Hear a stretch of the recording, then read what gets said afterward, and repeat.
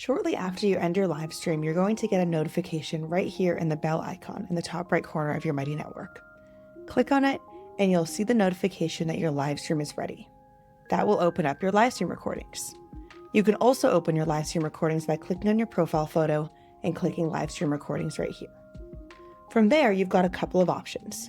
If you'd like to make any edits to your live stream, like clipping content, adding music to the background, anything like that, go ahead and click download right here. This will download the live stream directly to your device, allowing you to make any edits before you re-upload it to your community.